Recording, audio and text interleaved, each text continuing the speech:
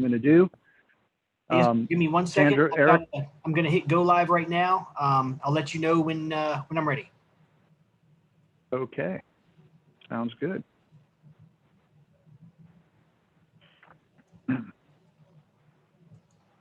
Okay, we are live. All right, great.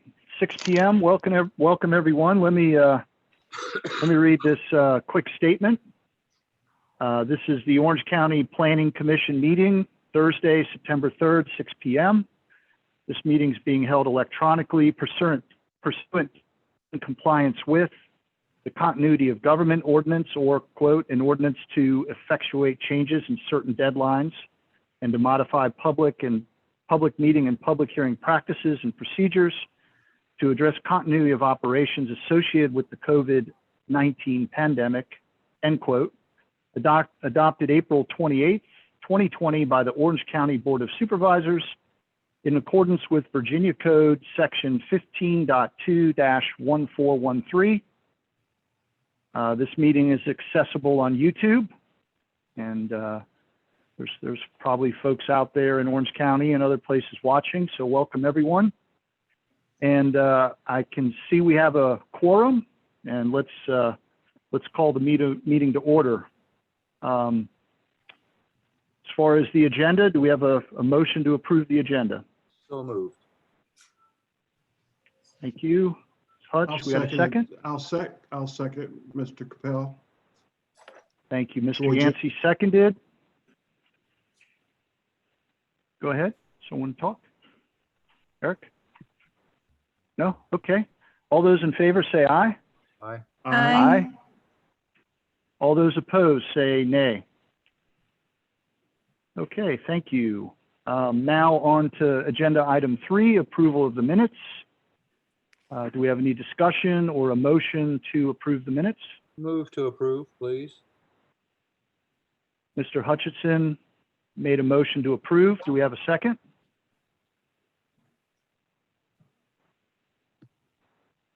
I'll second it, Mr. Capel. George Yancey again. Thank you. Mr. Yancey seconded to approve the minutes as presented. All those in favor, Aye. say aye. Aye. Aye. All those opposed, say nay. Okay, great. Mr. Capel, excuse me. Yes, ma'am. I think we do need to ask the commissioners to state their locations. You are correct. I forgot that. Do we have to redo the votes? No, I don't think that's necessary, but Okay. I think you're okay. Great. I'll start off. Jason Capel, District 1. I'm located this time not at the beach, but in fabulous Orange County, Virginia at 6315 Spotswood Trail, Gordonsville, Virginia. And Mr. Yancey, I think you're next in line. Yes, I'm George D. Yancey. I'm also located in Orange County at 16170 Cox Mill Road, Gordonsville, Virginia. Thank you, Mr. Yancey. Miss Zeilmaker. Hi, I'm Julie Zellmaker. I'm at 34104 Indiantown Road in Locust Grove, Virginia. Great, thank you so much. And Mr. Hutchison. Jim Hutchison, District 5. I'm located at my home at 525 Harrison Circle, Locust Grove, Virginia. Thank you so much. All right, Ms. Thornton, we good now? I apologize for that. It's my first time. So. Thank you. Give me a break now. Not too much criticism. All right. No, you got it. All right, on to item number 4, new business. The Winterberry, the continuation of the preliminary plat review, Winterberry Creek, Garrett Street LLC. Ms. Thornton, do you have anything to present here on this? I'm not sure how to start this out exactly. Well, I did include for your package a memo intended to address questions that the commissioners raised at the August 6th meeting, during which you had some discussion of this matter. And I'm glad to review the memo if that would be helpful, or if everyone's read it. I don't know how you'd like to proceed with that. Well, you could, I guess, for everyone watching on Everyone YouTube, else. Sure, maybe yeah, hasn't yeah. seen, maybe you could just summarize the memo very quickly. Yes, I will try to do that. You had requested clarification of the May 7, 2020 email from Mark Wood, the Assistant Resident Engineer at the Louisa Residency, VDOT, in which he had stated, quote, "The section of Berry Creek Avenue between Route 613 Willie Miser Lane and Cross Creek Lane will have to remain private as it does not meet public service requirements." I talked with Mr. Wood, and he explained that the intent of that statement was to indicate that the proposed emergency access has value, but that it would not be considered a street that meets VDOT subdivision street requirements, even though it is proposed to be constructed to VDOT street standards, because it would not have 24/7 access to Willie Miser Lane, which my understanding was, and I did try to clarify this with him, that access, that 24/7 access, would be a necessary feature of a street that meets the public service requirements.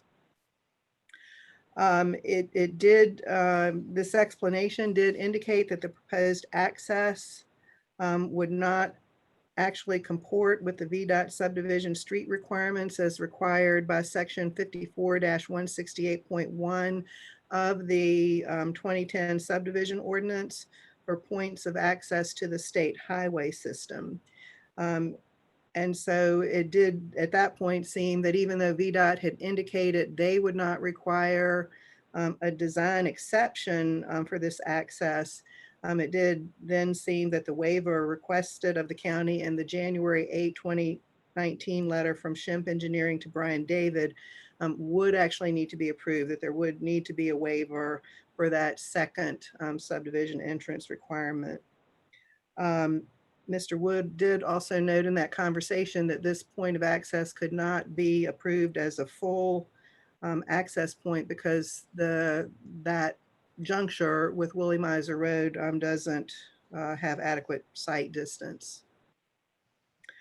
That then raised the issue of compliance with section 54-167.4, which requires that any private road, because the proposed access is would be considered a private road, but the ordinance requires that any private road be constructed to meet VDOT subdivision street requirements. So again, it was my understanding from conversation with Mr. Wood that the issue would not be the construction standard itself, but the public service requirement. You had inquired as to whether emergency services and the school system had been contacted by county staff regarding the waiver request that had been approved on August 22nd, 2018 for reduction in the cul-de-sac right-of-way diameter. I did learn from Justin Sarver, the Director of Transportation with the Orange County School System, that he had not been contacted in 2018 regarding this project. And he did indicate that as proposed, a 90-foot diameter with a 60-foot paved area would be, in the way he worded it, was tight for a bus. Chief Nathan Mort was able to locate an email from dated June 11, 2018 from Craig Johnson, who at that time was Assistant Fire Chief and Fire Marshal.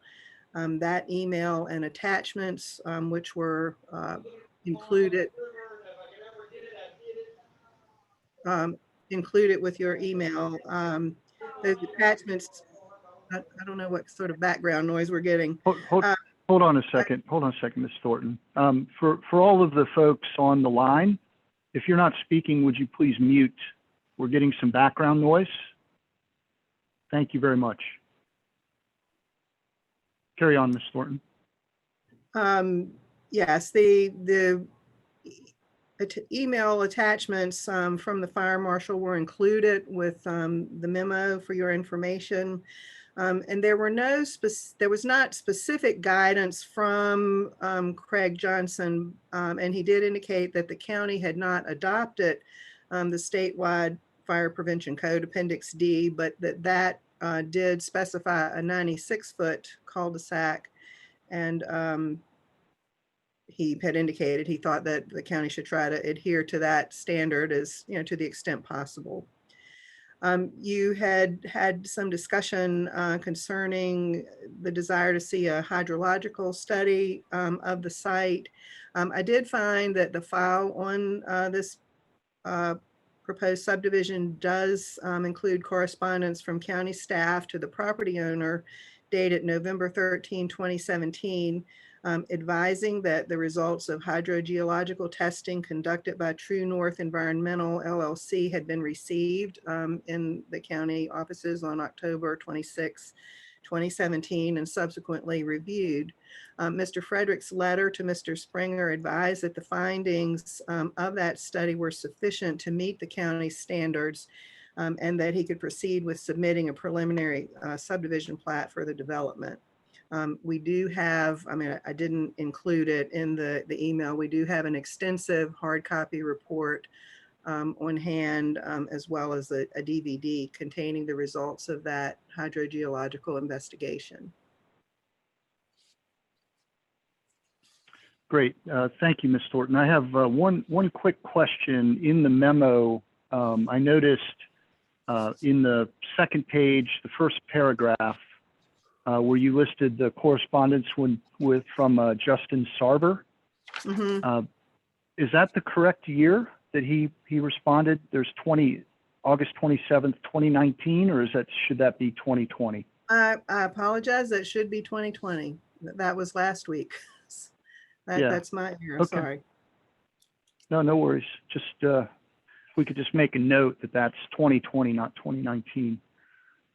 Okay, so just Ms. Thornton, so is it safe to say at this moment, as presented, the subdivision plat is within compliance or not within compliance of the code? That's as submitted. The county's code, Yes. well, it is not without the requested waivers. Okay, thank you. Other planning commission members, what are your all's thoughts? To give you I'm not used to this. Usually I just start talking over everyone, but I gotta not do that tonight. So, Mr. Yancey, do you have anything you'd like to say on this? Yes, Mr. Capel. I still think the three major answers have not been properly or sufficiently answered for me. And I have real concerns with the road leading into and around in the subdivision. Number one, I in good conscience can't ask our EMS and firefighters to try to get a vehicle into the subdivision with the current proposed diameter. The thing that bothers me more than that, which is very important, is the statement by Mr. Sarver, the Director of Transportation for the Orange County Public School System, that it would be extremely tight to get a bus in. So the question I have that doesn't show up on the plat or the drawings from the engineer, are they going to curbside parking on the street? Because if you don't, that also creates another hindrance of being able to get fire and rescue in. And in some cases, you may not even be able to get a bus in for that. The thing that concerns me more than anything is if there is a fire in the backside of this property and there is a blockage of that road, you could have multiple homes destroyed or damaged because of the fact that fire apparatus cannot reach it. The private road itself actually doesn't meet VDOT standards. It also, the cul-de-sacs really don't meet the way it has the standard of it's 90 feet that is needed, that was waived by Mr. Frederick. I'm not sure why Mr. Frederick granted so many waivers, but I think, speaking on behalf of myself, I would not have done that. And I would not do that in this case, given the density of the plans of this subdivision. The last thing, which to me is a killer, is the second entrance also is not available, and therefore doesn't meet the county standards in that reference. And that's my concerns at this time, Chairman Capel. Thank you, Mr. Yancey. Ms. Zylmaker, do you have anything you'd like to add? I promise you I'll go in a different order later. Well, I think he covered it. I kind of agree with what George said. Okay, thank you. Mr. Hutchison, how about you? You got anything you'd like to add? No, I think Commissioner Yancey covered everything. The only comment that I would throw in is there's too many homes in that particular plot, given the infrastructure. So I do concur with what Mr. Yancey stated. Okay, Mr. Vice Chairman, yes. I'm sorry. One thing that I did intend to say before I stopped speaking earlier, and not to cut off any conversation among the commissioners, but I did want to acknowledge that the applicants did submit a request this afternoon that the commission defer consideration of this to address some of the questions that you are currently discussing. I think they, and as you know, they got a couple of representatives for the property owner in the meeting. I think they wanted to clarify some things with VDOT. Mr. Chairman, Mr. thing, I think I noticed that our legal counsel has come off, and I think it's important that he be attendant to this meeting. I actually haven't come off. My Wi-Fi is a little tricky, but if you're able to hear me now, I'm still on. I'm on by phone rather than by internet. Thank you. I do have a question for you, Mr. Lansing. So the applicant has requested a deferral. Is that something we must do, or is that an option before the Planning Commission? What is the read on that? Yeah, it's not really an option for the Planning Commission. It's certainly not something you must do. By prolonging consideration, I think we're at risk of hitting up against the deadline unnecessarily.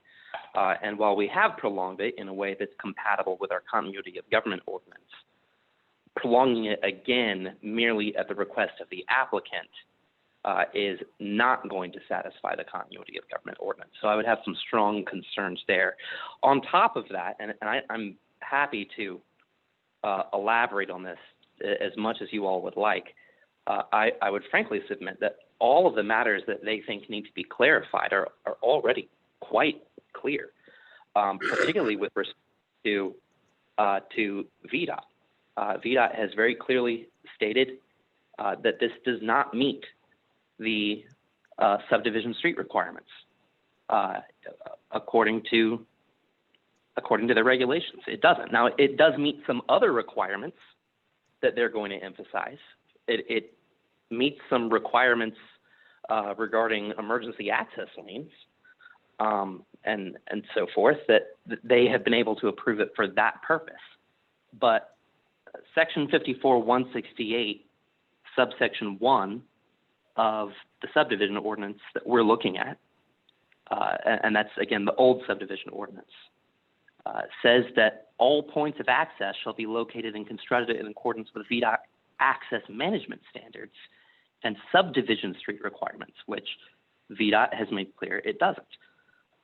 And again, 54-156-4 of that old subdivision ordinance contains additional requirement that any road created to serve 8 or more lots or any other subdivision road as so desired by the property owners shall be constructed to meet Virginia Department of Transportation subdivision street requirements, i.e. public street requirements.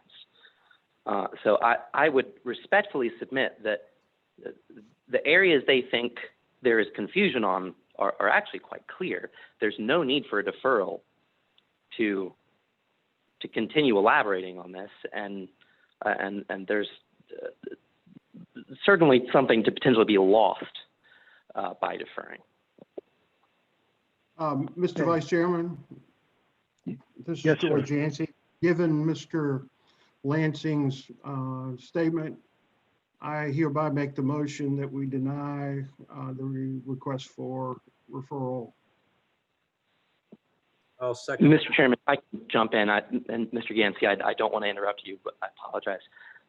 Per state code, it will require more than just a motion to deny. We have to have something in writing stating the denial and the reasons for the denial. And that's where I apologize this was not included in the agenda. But we have before you a draft resolution which states in writing what the reasons for the denial would be. And that was sent out to the commissioners. Because it has not been included in the agenda, it would require someone to read out the resolution. And then, of course, we would include the full text of the resolution in the minutes, and we would email a copy of that written resolution to the applicants.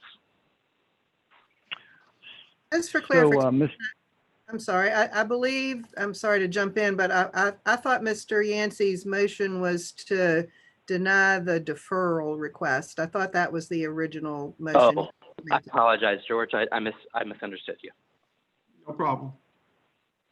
And it's been seconded. okay, but okay. So I mean, we can take a vote on that. Do we even need to have a vote to deny the deferral request, Mr. Lansing?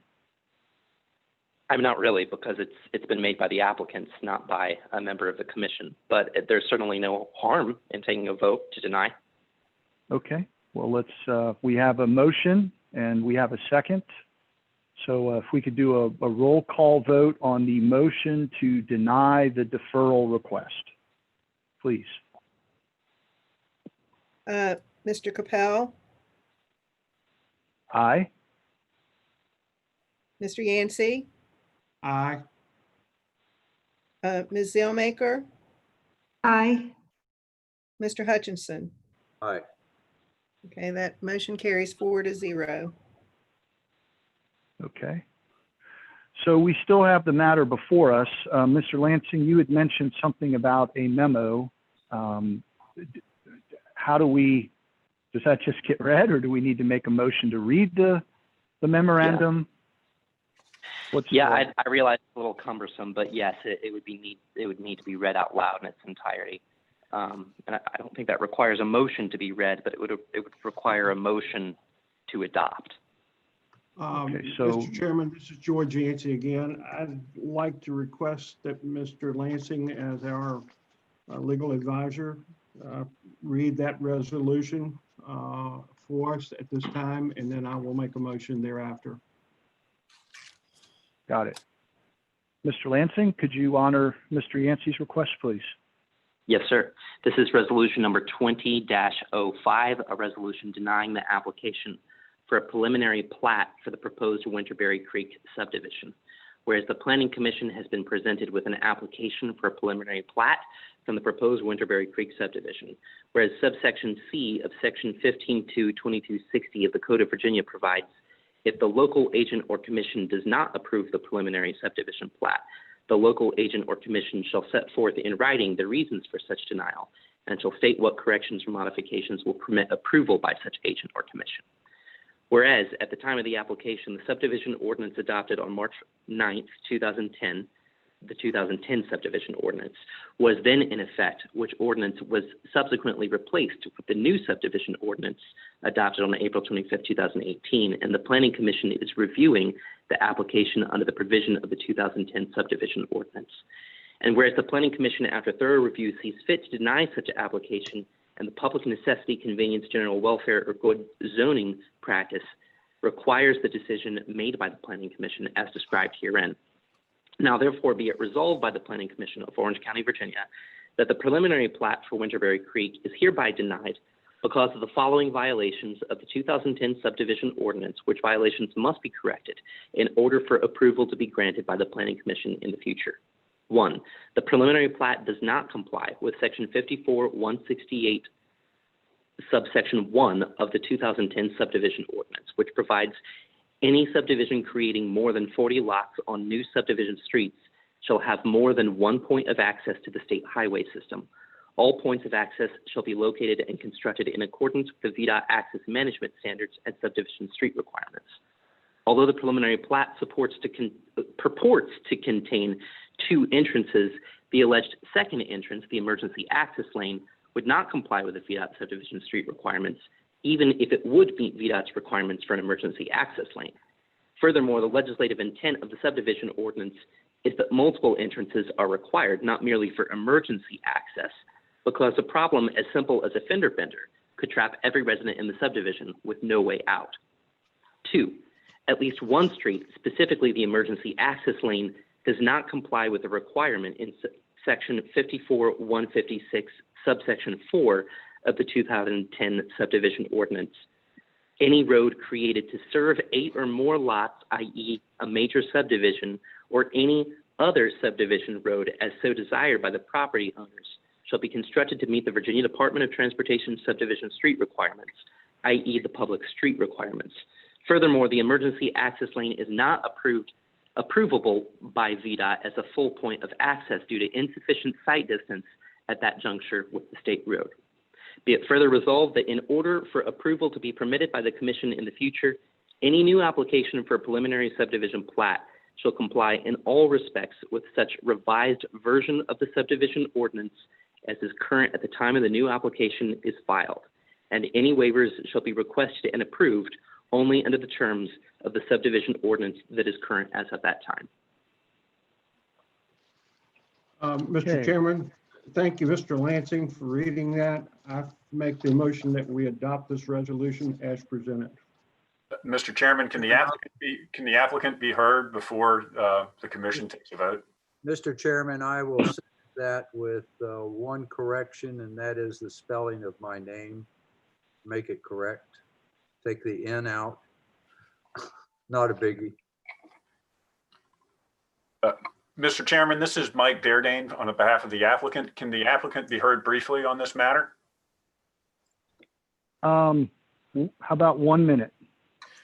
I just want to briefly point out that I disagree with Mr. Lansing's recitation that the issue regarding the standards for the street is clear. In the email exchange, which I've seen between Mr. Lansing and VDOT, what VDOT said, what Mark Wood said, was that the street would not meet the standards for acceptance into the secondary road system.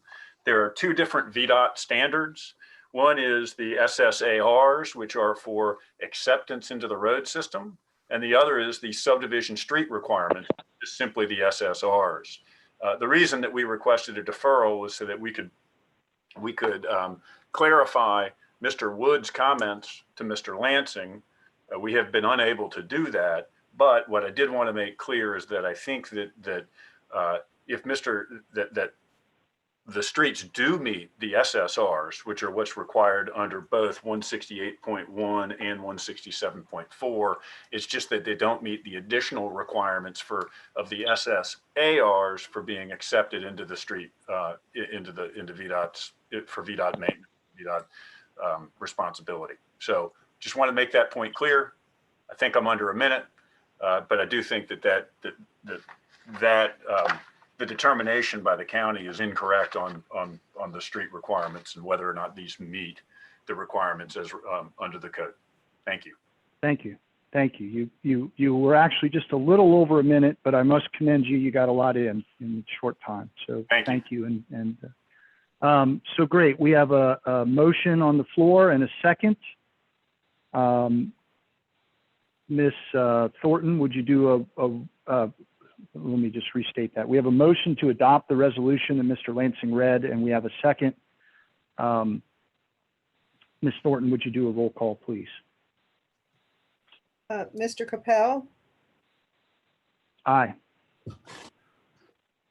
Mr. Yancey, Aye. Ms. Zellmaker, Aye. Mr. Hutchison. Aye. Okay, the motion to adopt the resolution carries 4-0. Thank you. And Ms. Thornton and Mr. Lansing and everyone else, thanks for really spending the time needed on this. I think it was important that this is done right. So thank you so much. And thanks for all the comments that everyone had. All right. So that closes out item number 3. And let's move on to item that closes out item number 4. And so now we're going to move to item 5, public hearings, which is the continuation of SUP 20-01, the Mid-Atlantic Pyrotechnic Arts Guild. And I need a little help here. Are we actually still in the middle of the public hearing? Do I need to open a public hearing, close a public hearing? How do we open this one up, Ms. Thornton or Mr. Lansing? I believe the public hearing was not closed previously, so the hearing is still open. Okay. And I And that's believe, my understanding. yeah, and I don't think, of course, I missed a little bit of the August 6th meeting due to the storm and power disruption, but I don't believe you had any discussion of the modifications that had been submitted by the applicant or the supplemental staff comments. I don't believe you had discussion at the August 6th meeting. There was just I believe the discussion of deferring to a later date. Okay, great. So all of the letters that we've received, are they officially in the record at this point? Yes, I mean, you have received them. They will be attached to the meeting minutes. I do want to acknowledge, I guess really for the sake of the public, that the advertised public comment period was closed on August 3rd. We have received some additional comments since that time, but and so we have those, but those have not been forwarded because they came after the advertised deadline. Okay. So I have a question on that. We received a letter from Mr. Satterwhite. I apologize if I pronounced the name incorrectly. Is that considered a public comment? It No, didn't sir, appear to me to be. Since he's representing the applicant, I think typically an applicant would have a chance to respond to questions that had been raised. And I think that was, intended to do that, but that would not be considered public comment. Okay, got it. Okay, so at this moment, all letters received up through the public comment period are now part of the record, correct? Yes, sir. Okay, so at this point, I guess to move forward, I need to close the public hearing. Would that be correct? Unless there's somebody else out there from the public that wants to speak. Well, there's no opportunity for public comment during the remote meetings. Correct. So to move forward on this issue, usually we would have the public hearing, and then we would close the public hearing, and then we would discuss, and then we would move from there. So should I You're cl- correct, should I Mr. cl- Okay, so I don't know how to do it exactly. Yeah, but let, Mr. Chairman, this is George. Yancey, I hate to interrupt. Mr. Lansing, do you recommend that we put Mr. Darvin Satterwhite's letter in the record? I have no recommendation about that. We're complying with the continuity of government ordinance either way because it's not a public comment. It was received after the public comment deadline. Is that right, Sandra? Well, yes, but he's a representative of the applicants. Right. So it may be a good, meaningful thing to do, but it's not a legal obligation in terms of that the continuity of government ordinance requires. Given that position, Mr. Chairman, I recommend that we put that content of that letter to record as part of the Sure. meeting. yeah, absolutely. I assumed it would be either way, but yeah, do we need to vote on that? Do we want to make a motion and just do it I'll officially? make a motion to that effect, sir. I'll second it for Okay. transparency reasons. Okay, great. So I think we can just do this voice. So all those in favor of incorporating the Mr. Satterwhite's letter into the record, say aye. Aye. Aye. Aye. Aye. All those opposed, say nay. Okay, great. So it's in the record. And at this point, I would like to close the public hearing. And you can, that was a gavel. And so let's move on. So Ms. Thornton, do you have anything else that you want to present on this issue? Or do we need to just move straight to Planning Commissioner comments? Well, I did, for the August 6th meeting, I had submitted for your consideration some supplemental staff comments on the, and also some revised proposed conditions. Whether or not you would like to review them, I think, right now is up to you. I'd like you to review those. Yeah. pictures if you Yeah, could. absolutely, Sandra. Please review them. Just like we would in person. Let's get into it here. Okay. So these were comments that of course, we had received the modifications on July 20th in response to comments as had been received through June 18th, as well as a set of proposed, I'm just referencing their set of proposed conditions to be considered in conjunction with any recommendation for approval to the board. It does appear that given citizen comments that have been raised, it would be difficult to locate property on which the proposed activities would be minimally impactful, especially areas in which livestock is kept. Nevertheless, good planning practice involves balancing the uses to which owners of private property may put their land against the goals of promoting the health, safety, and general welfare of the public and creating a convenient, attractive, and harmonious community. The applicant has proposed to reduce the intensity of their activities by reducing the number of weekends on which they manufacture and discharge fireworks from 7 to 5 events during the months of May 1 through October 31, excluding the month of August, with no more than 1 event per month. Their revised proposal also limits testing of fireworks to Fridays and Saturdays between the hours of 1 to 4 p.m., limiting fireworks displays to Fridays and Saturdays between the hours of 7 p.m. to 11 p.m., with no displays on Sundays through Thursdays, except for celebrations of holidays or other special events as may be approved by Orange County administration. They further propose to limit attendance at events to 100 attendees with no event open to the public, and propose restricting the size of salutes to limit the amount of pyrotechnic material required and to reduce noise impacts.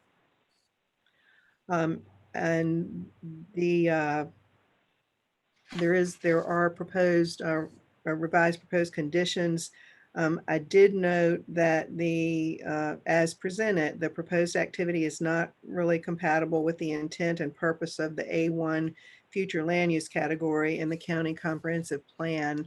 Although it must be recognized that the predominant use of the land, which would remain open space and agriculture, is compatible with the purpose and intent of the A1 future land use district or classification. I will review the proposed conditions, and of course you, as well as the board, may modify, remove, or edit the conditions as you deem appropriate.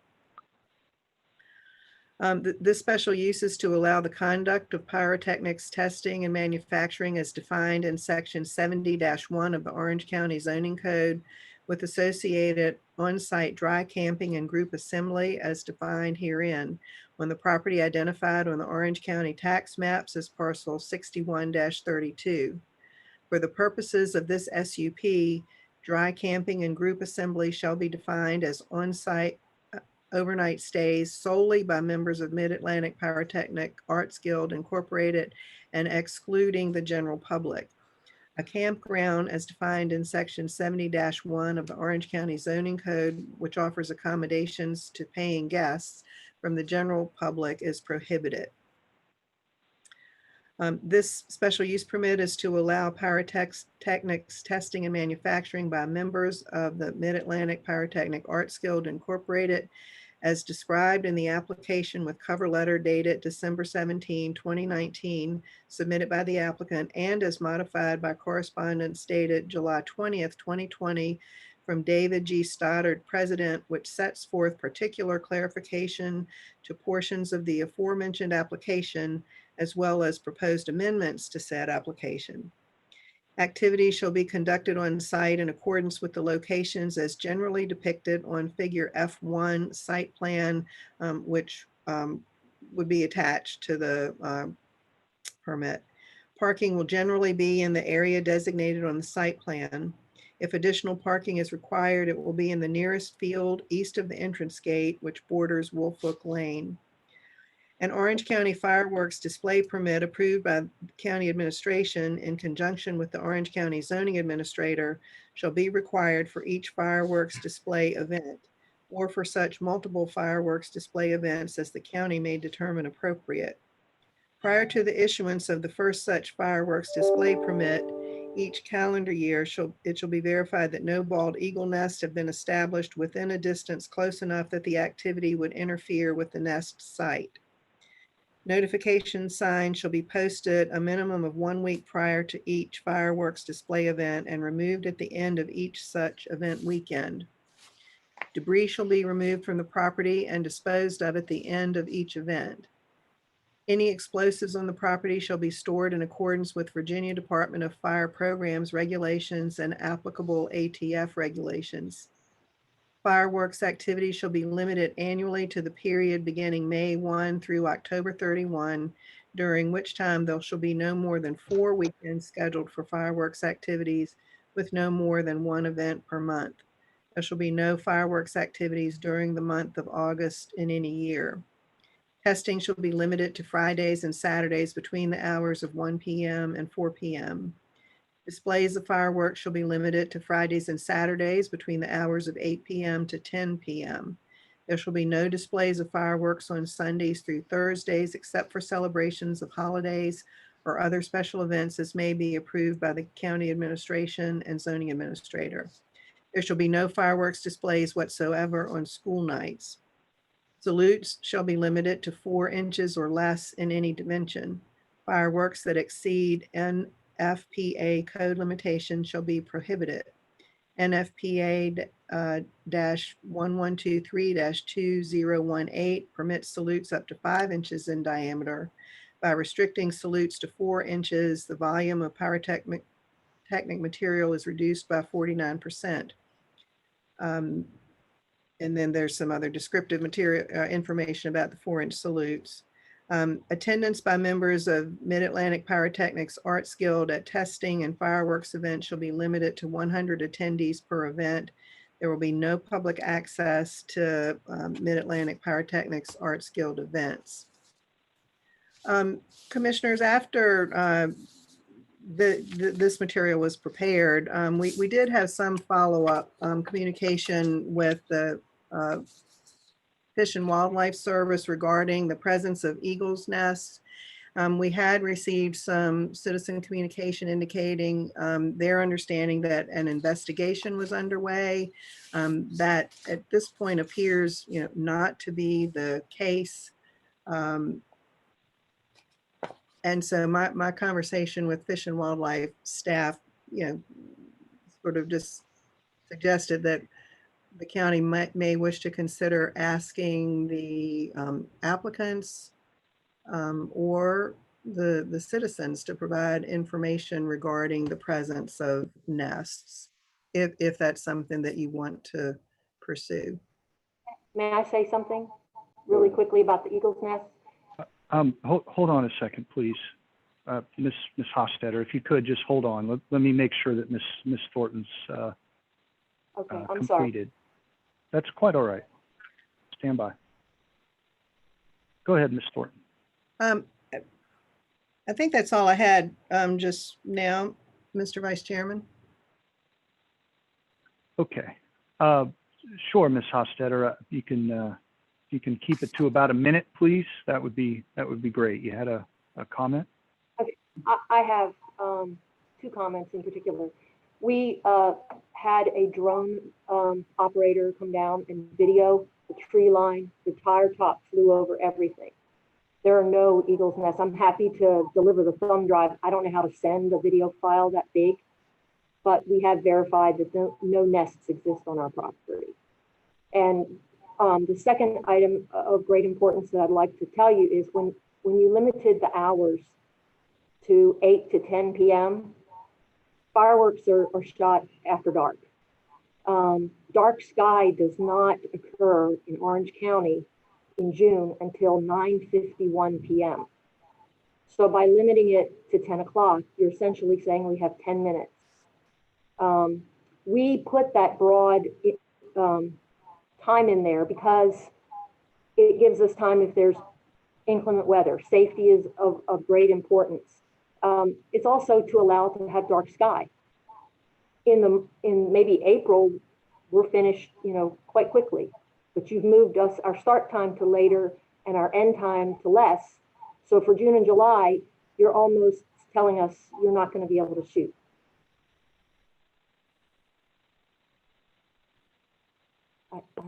Sorry. I was unmuted.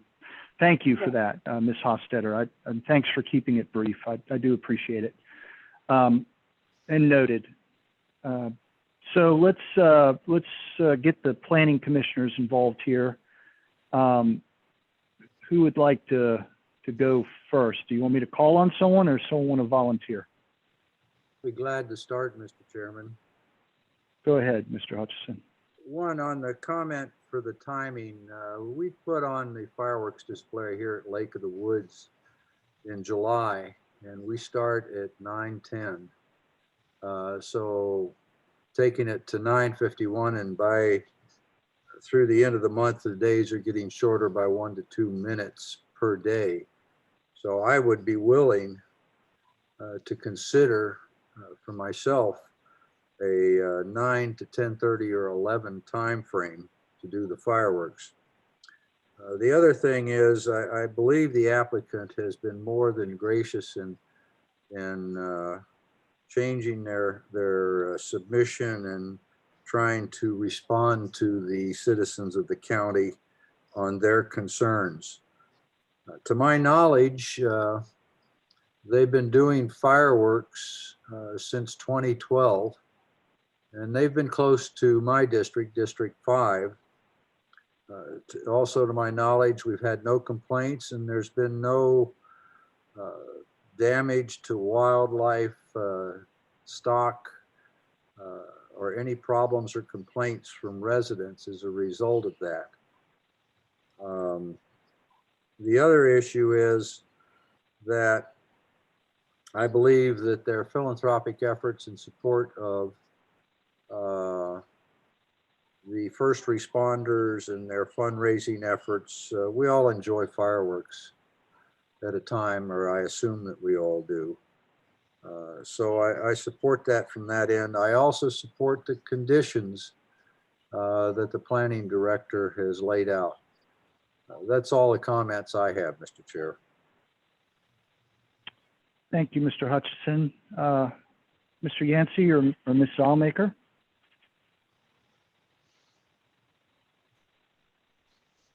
Julie, I'll defer to you.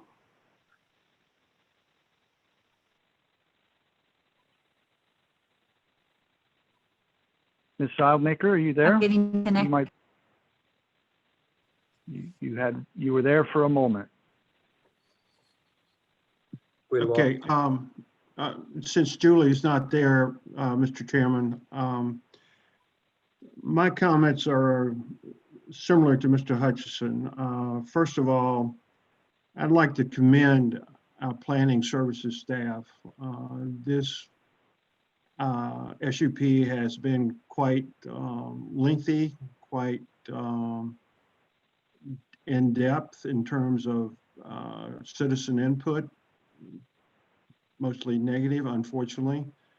But they have done a yeoman's job of keeping us informed and in the loop in terms of providing the necessary information, hopefully for us to make a decision on this application. The second comment I would like to make is also compliment the Hosteters, Dr. Steinberger, and the Magpie group. You all made every effort to massage, correct, alter the original proposal so it became a working document that we could hopefully live with and agree upon. So that is my 2 cents at this point. I have one major issue that influences me greatly, and that is because this is an ag district, and these folks have been with us a long time in an ag district. It concerns me that you were directed by leadership of our county in one direction in this reference. I'm not sure that was the right direction that you obtained and advice. But that being said, and that being water over the dam, unfortunately, this is probably going to be considered, if approved, an indirect spot zoning thing for the county. And that sets a bad example now and going forth. And with that said, Mr. Chairman, I'll defer back to Mrs. Zalmaker. Thank you, Mr. Yancey. Ms. Zalmaker, were you able to make connection now?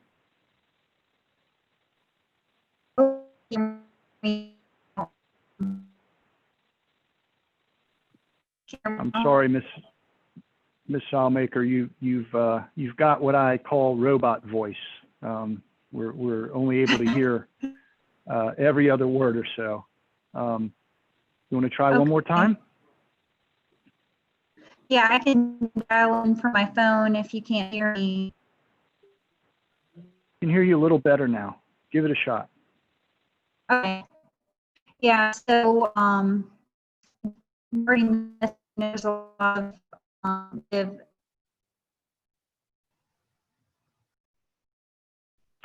I'm sorry, Ms. Zalmaker, we can't hear you. Maybe you could try to call in, perhaps, but you're not coming through. She's gone again, Mr. Chairman. Oh, there she may have. Okay. Come. Ms. Zalmaker? think that- Okay. So, yeah, my concerns are, you know, and, you know, large amount of the community that is really concerned about the fact with and so,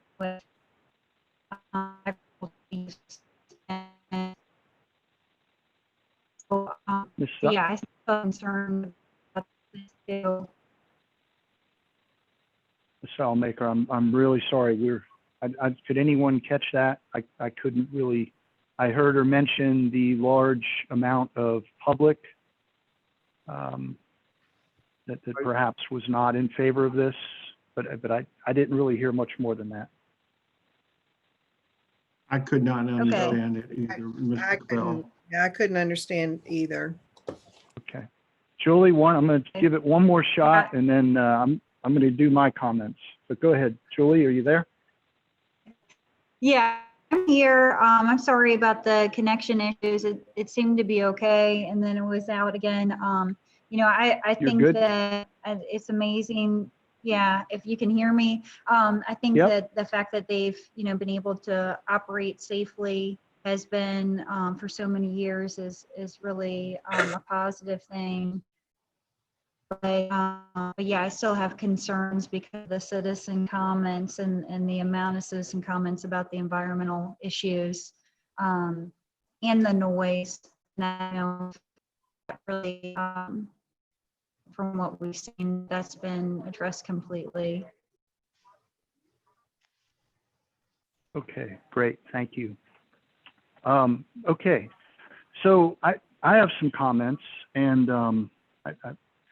I have a little different opinion. I've gone back and forth on this because, as I've said more than once, I am a big fireworks fan. We've got someone on who could please mute their background. Thank you.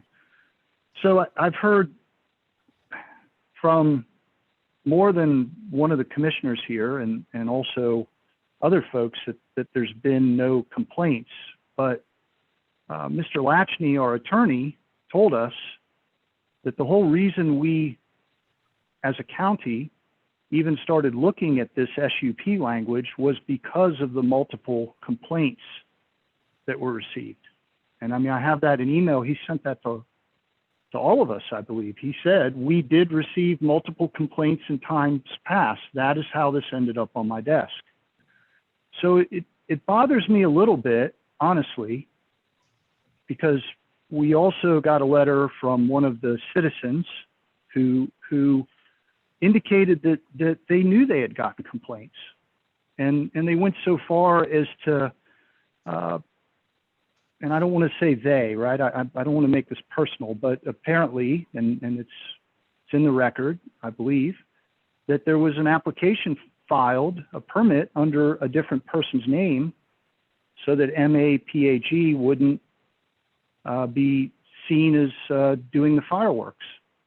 And it bothered me greatly when I got the attorney's letter, once again, saying that there weren't any complaints. And the reason it bothers me is because if you can't admit that you had complaints, then you're never going to do anything to fix whatever was driving the complaints. So that really bothers me. And I honestly, and this part here isn't the applicant's fault whatsoever. But, you know, back in 2016, when we were looking at this and looking at the SUP language, you know, we asked if there were complaints, and the answer was no. And so, you know, I honestly believe that back then, if we had asked whether there were complaints and the answer was yes, which is the truth, that we would not be sitting here right now with an SUP that expanded this to the entire county. So that bothers me on a lot of levels because, you know, this thing, as cool as it is, and as I said before, I like fireworks, it's not bringing a whole lot of revenue to the county that I can see. As a matter of fact, it might be bringing zero. It's great that they're donating the fireworks. That's awesome. You know, I get that. But what I'm seeing is that we have an applicant who continuously says there's no problems, and we have a tremendous amount of public that is against this. And I don't like the fact that these permits, you know, we did this SUP language, and these permits continued to go through. And then we find out that one of them was done under someone else's name. And that all bothers me. And it bothers me too that we first saw this very broad proposal that generated a whole lot of angst in the community, and now all of a sudden didn't need all that anyway. And then the last thing I'll bring up is in this correspondence that we received, there was indication that some of the members were concerned about horse farms being nearby. And the answer was that, you know, that we weren't sure. Well, you know, this is another subject. I actually, when this very first came up and I was looking at the aerial imagery, there is a horse ring 2 properties away, one property away. I don't know the exact distance, but not that far away. And I even asked whether there was any concern about that, and the answer was no, there's no concern. And so, like, I feel a little, I don't feel as enamored with the conditions and things. I feel honestly a little, I don't know how I feel. I don't feel right about it. I don't feel right about how the county answered it. I don't feel right about how we're continually denying that there were complaints when we know there were. And I don't feel good about the citizens who hugely outweigh the people, the citizens who are for it. And furthermore, you know, to do maps that show how far people live away, you know, like they at least live in the county. You know, they're at least citizens of Orange. And so I do put a little more deference in that than the very large number of letters we received from people all over the place, all of whom live in places where this would not be allowed. So I don't have quite the same positive view on this that I honestly had at the beginning. And I feel a little put out by it, actually. And so those are my comments. And, you know, I don't really feel like I don't really feel like this should go forward. I really don't, for a lot of those reasons. I don't have a good level of satisfaction that we're being told all the story here. And I think there's a lot of evidence to say that we haven't been told all of the story, all the way from the county, all the way through this latest letter we received that said there's been absolutely no complaints. I don't think that's accurate at all. Those are my comments.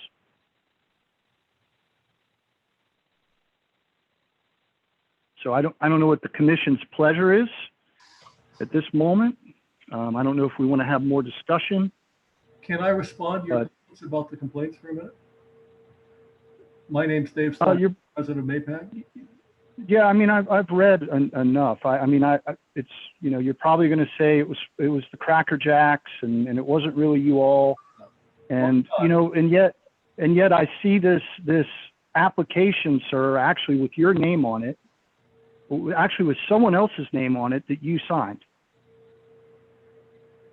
So, you know, I'm not real happy, honestly. So, say your piece. 1 minute, please. We were accused in October of 2016 of causing an earthquake that was published in the Fauquier News Channel 19 miles away, of breaking windows 19 miles away. We also were accused in the Fredericksburg Wall of Shame from people who posted on that. We were breaking windows in Lake of the Woods. We had a 20-minute show. We hired police and fire to be there. There wasn't anything like that. There were tremendous complaints. We didn't know what the cause was, but in October, we had another shoot, and we had the same series of complaints. And then we found out in March of 2017 that the reason for the complaints was somebody had a 4-inch diameter cannon that they were firing in Lake of the Woods and using us as a cover for that thing. And they knew, in fact, that we had been blamed for it. And the county commissioners are actually aware of this, and they're the ones that told us about this situation. We are completely based on mathematics. We have shown you that when you go out great distances, you can't hear us. And 2 miles out, you would not know we're there. And that's science. And if you don't believe that, I can't fight you on that level because it's just the way it is. But anyone who is scientifically focused will understand that our noise is not going to hurt someone who lives 19 miles away, especially with trees and other things. All of the values that we have shown you in our noise situation have been based on distances with no kinds of barriers. We have trees, we have hills, we have all kinds of things that can mitigate noise in addition to the distance side. So I really don't see where the noise is much of a problem. And on the farm that we shoot in, it is loaded with cows and horses and pigs. And there has never, ever been an incident where they have been there. I have actually personally stood in the cows during a fireworks shoot. And at the most, you'll see them look up once in a while. I've said my piece. Thank you very much for giving me that opportunity. You're welcome, sir. Thank you. Noted. I don't think many of my comments were actually about noise. And I actually believe that our attorney is smart enough, because he chose to look into this due to complaints. He's smart enough to know that a complaint about an earthquake was probably not a legitimate complaint. And I'm still looking at the email from the attorney that said that he received complaints regarding the operation. So I appreciate the comment. I understand your passion, but I still, there's other issues here that I brought up that were not addressed. So again, thank you, and I'll turn it back over to the commissioners. What's our pleasure? There's a lot of options, and as the chairman now, I'm going to defer to you all to help guide us.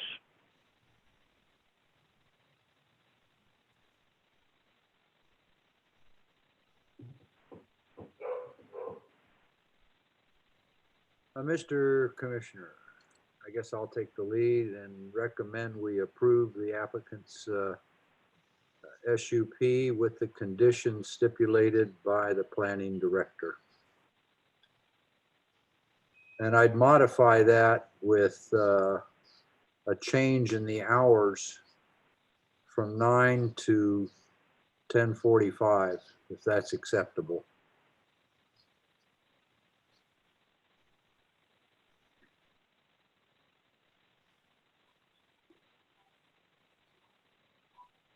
Okay, thank you, Mr. Hutchinson. We have a motion to approve as recommended by, I don't want to say as recommended by the planning department, but as presented by the planning department with the conditions.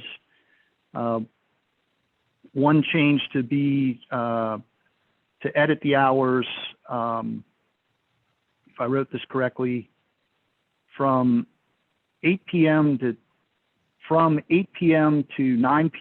to 9 p.m. to 10:45 p.m. Is that correct, Mr. Hutchinson? I think it was from 8 p.m. to 10 p.m. in the original application, and my recommendation is we modify it to make it from 9 p.m. to 10:45. Got it. 9:45. I'm sorry, 9 p.m. to 10:45. I got it. Okay, that's a motion on the floor. Do we have an alternative motion or a second?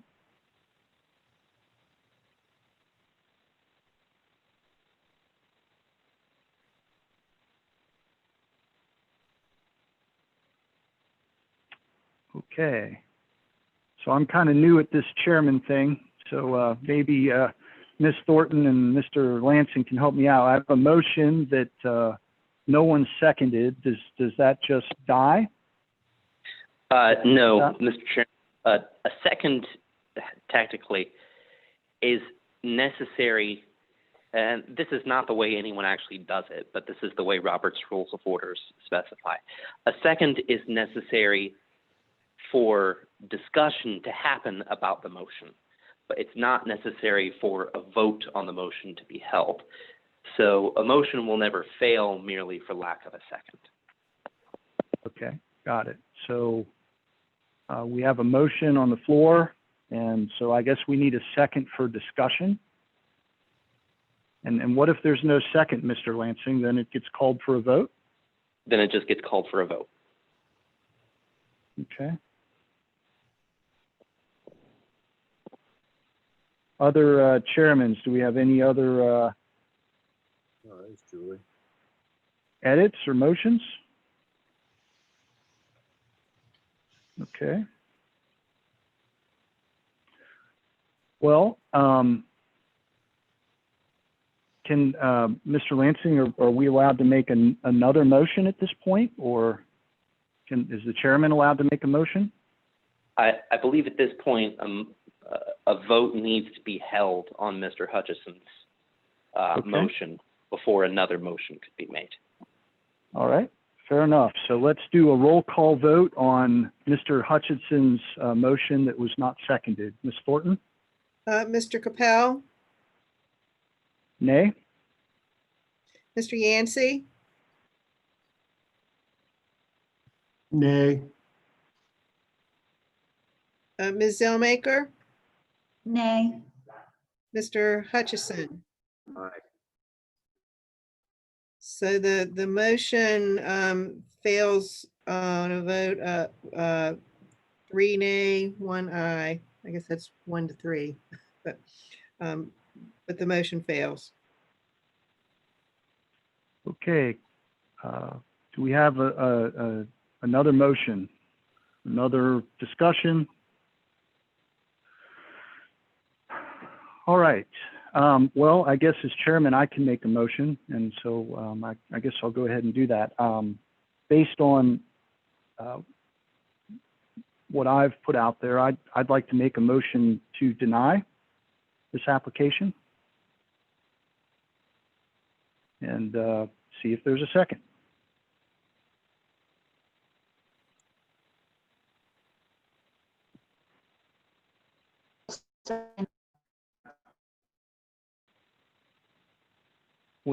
I'm sorry, was that a second?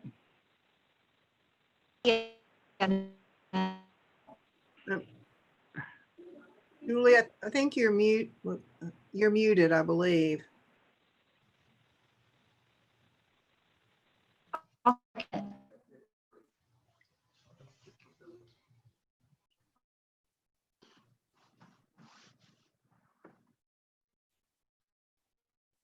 Okay, Julie, we'll give you one more shot here to hear what you're saying. I don't want to assume it's seconded without being certain.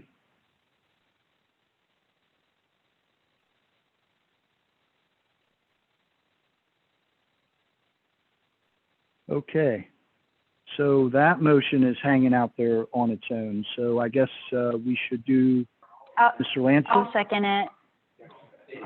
There we go. Okay, so it's seconded. So now we can discuss this motion perhaps. Is there any discussion on this motion?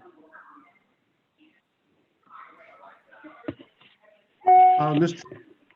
Chairman, this is George Yancey. I have also been on the edge of yay, nay.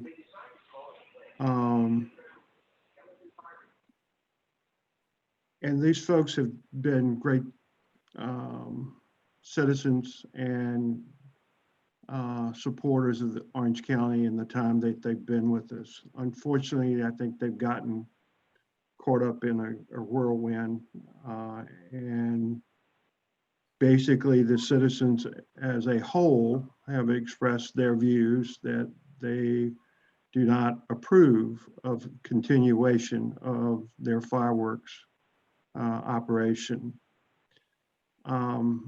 I also really enjoy fireworks.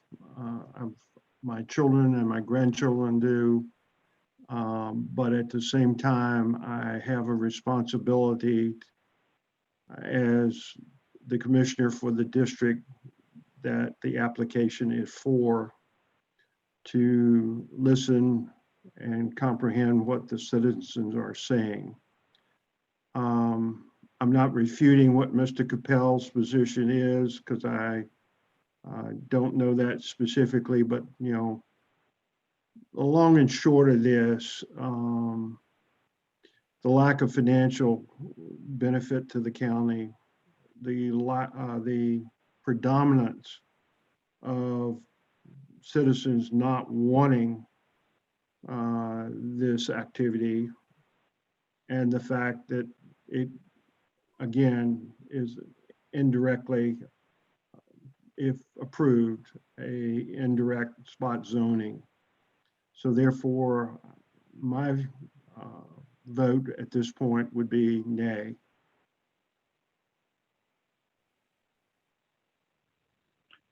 Okay, thank you, Mr. Yancey.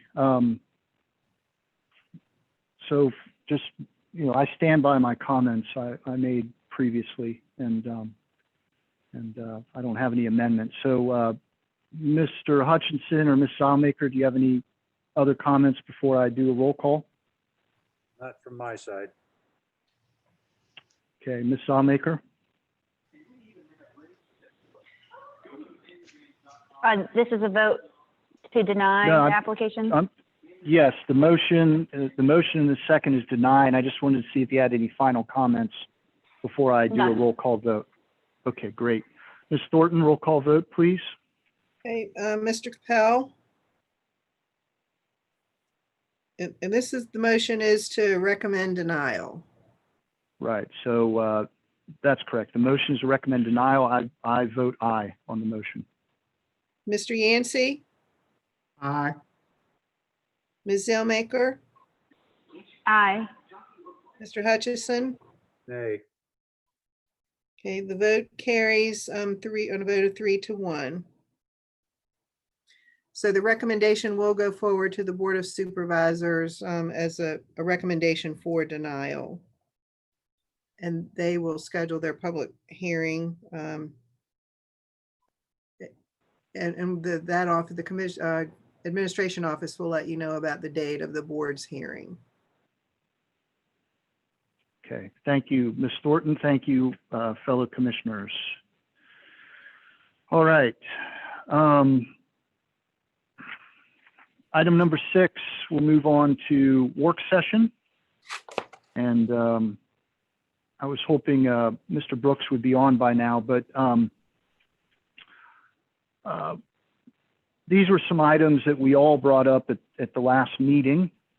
And Mr. Brooks had called me and asked if I might sort of shepherd these items, so to speak, to some sort of resolution. And what I thought, we've got 5 items here. And I want to see, first of all, are all the commissioners, just real quick, are we okay pursuing these in a series of work sessions to bring them to resolution? Are these all, we all in agreement that these are things that we want to go ahead and work on? Can we discuss just briefly each one in terms of what our expectations are so that the staff Yeah. can Absolutely. be very specific? Yeah, absolutely. Would you that mind if I went? Would that help you, Ms. Thornton? Well, yes. And I think probably, you know, one of the things that I would be looking for is whether you will want any sort of information or input to, you know, help inform a future discussion, or but if you have specific comments, I mean, anything very specific will be helpful at any time. All right, Yeah, I'll start off with Go. item A. I think this item sort of sticks a knife in us right now, given some of the waivers that were granted in the SUP 20-2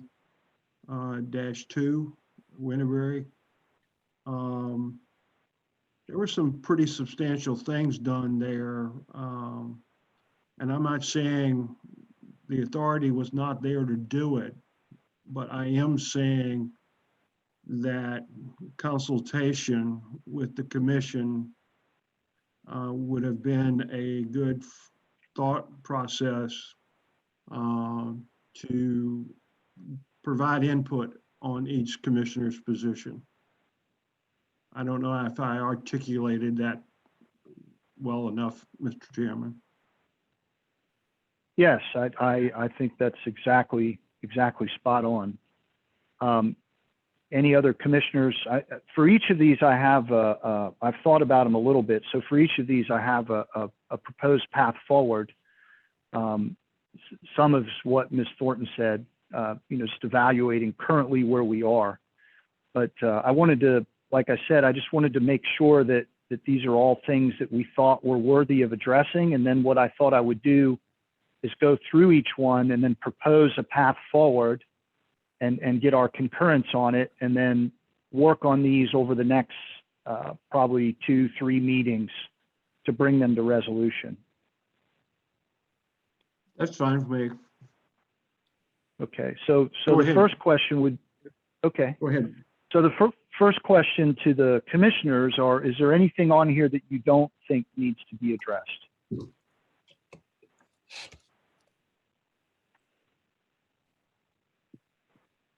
Okay. And Ms. Zalmaker, are you with us? Because I want to make sure we have your input too. Yeah, I'm here. Okay, great.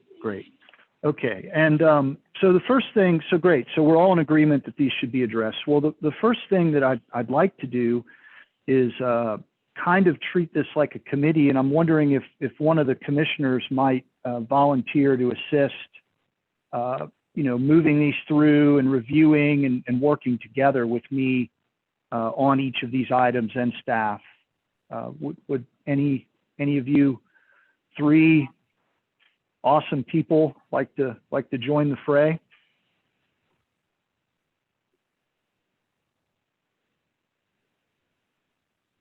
It's fine if you don't, but I want to put the option out there, and if you change your mind along the way, that's fine. I'd be very interested in working with you, and the intent with all these is that they would all come to the Planning Commission for review, of course, before we do anything.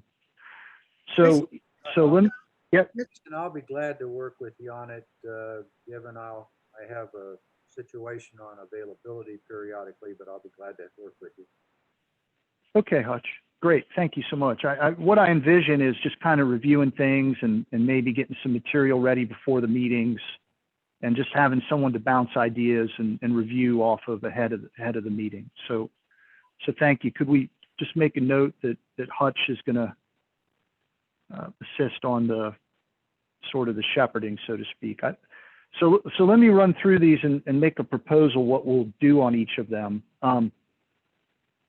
So on item number A, I had a conversation with Mr. Lansing about this, and he offered to draft some text amendment up to the current subdivision ordinance to address item A.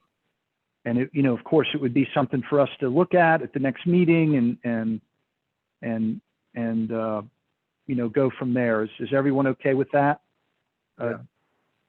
Okay, My only great. comment to that, Mr. Chairman, this is George Yancey, is I'm a firm believer in not micromanaging the planning services department.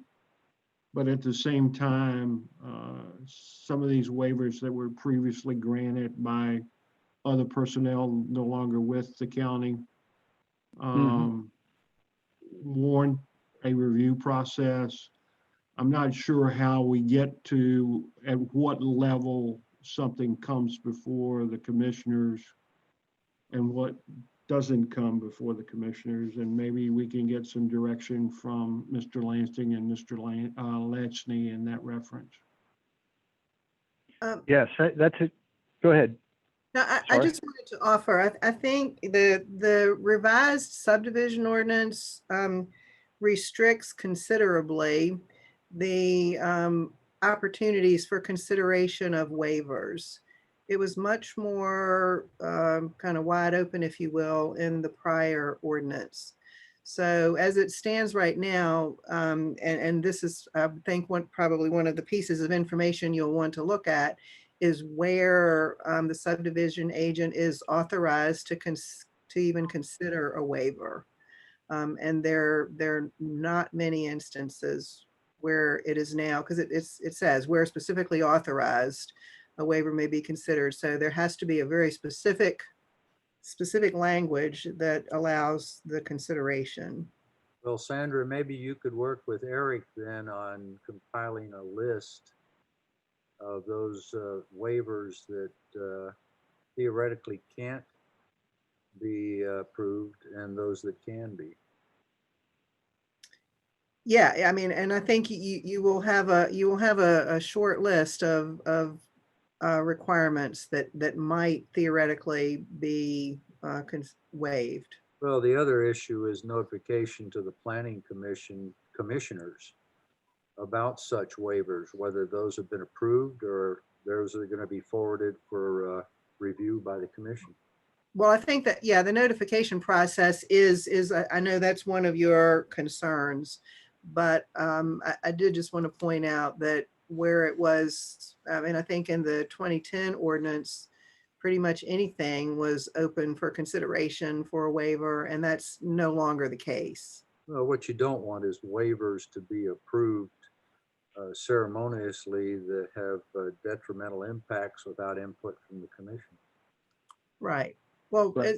Yeah. so we'll compile that list for you. I mean, the one that comes to mind only because it comes up fairly often is that there may be a waiver, related to a driveway serving 2 lots.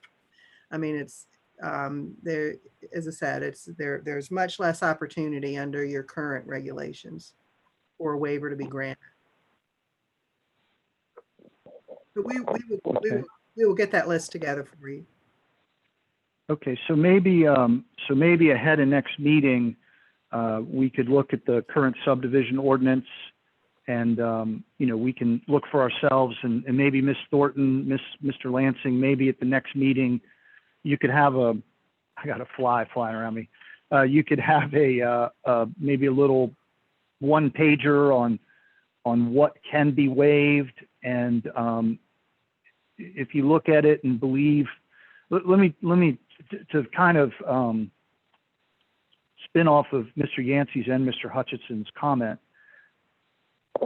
The intent isn't to make it onerous. The intent is that someone knows. There's some language in the old ordinance, and I don't know if it's in the new ordinance, but it says that any aggrieved party, upon notification within 30 days, can appeal the waiver to the Board of Supervisors. So my concern right now is who the heck is notified? Like, how would anyone know they were an aggrieved party? And then have 30 days to actually appeal it. So I don't know what the right answer is. I think we need to study what is waived.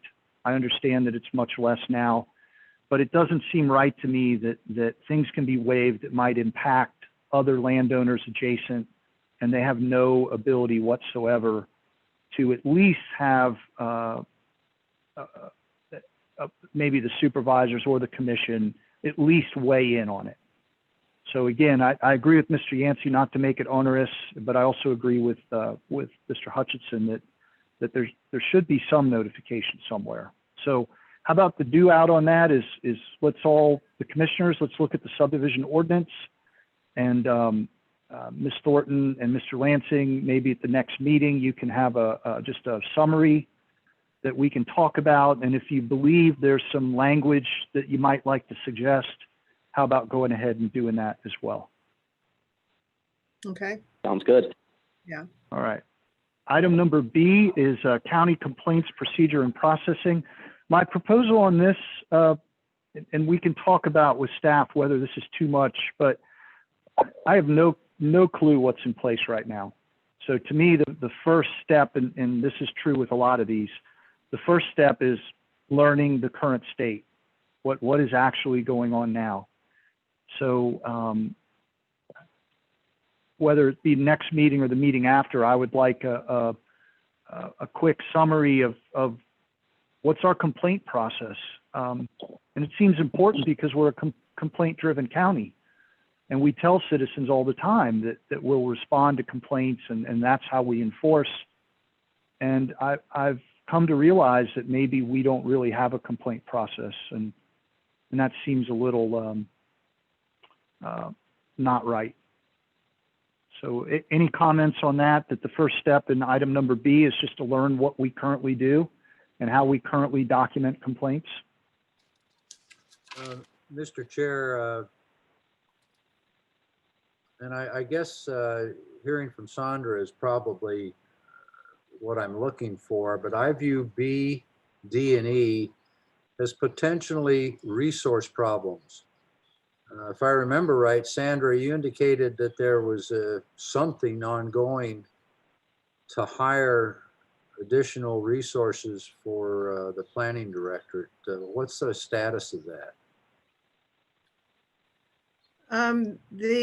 The county has, I believe, and if Mr. Johnson is still on, he may have something to add to this. I believe the county has procured a recruiting firm. There's several positions that I think need to be filled right now. So I believe that entity has been identified. I don't know exactly where the status of the work is at this point. That is, Hey, Mr. that's my understanding as well. I believe the ad is or the, you might say the ad is on the street to hire more help for the planning department, but it is via a recruitment firm. Sandra, do you agree that B, C, D, and E are potential resource-driven problems? I mean, potentially, of course. I mean, I think some of the answer to that may be related to what you see as the primary, issues or questions with each of those.